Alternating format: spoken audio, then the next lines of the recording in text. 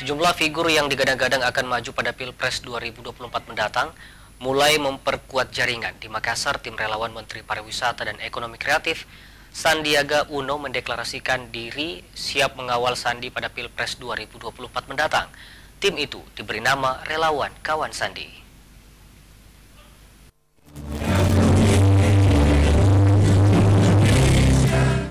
Pemilihan presiden masih 2 tahun lagi. Namun, tim sejumlah figur yang dijagokan di Pilpres 2024 mulai tancap gas dengan membangun kekuatan jaringan hingga ke daerah. Salah satunya, tim mantan Cawapres Prabowo Subianto Sandiaga Salahuddin Uno.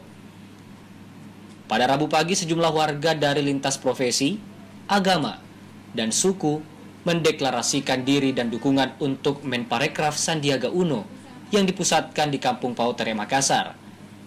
Tim yang diberi nama Relawan Kawan Sandi ini siap mengawal dan mendukung Sandi pada Pilpres mendatang. Pengarah Relawan Kawan Sandi Andri Arif Bulu mengatakan, deklarasi ini dimulai dari Kota Makassar, selanjutnya deklarasi juga akan diperluas ke 24 kabupaten kota di Sulsel.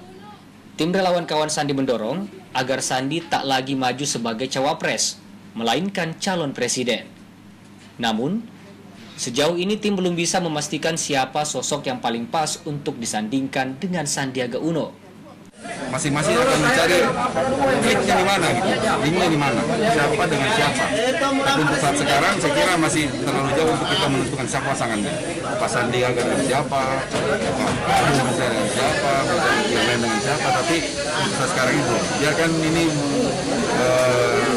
soalnya bola ini masih jalan gitu ya, masih ada belum kick off-nya baru akan dimulai, tapi hasil akhirnya masih lama. Jadi biarkan kita main dulu di 2 kali 90.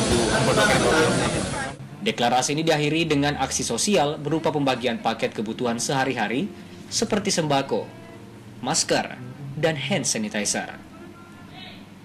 Mardianto Hamid, Selebes TV.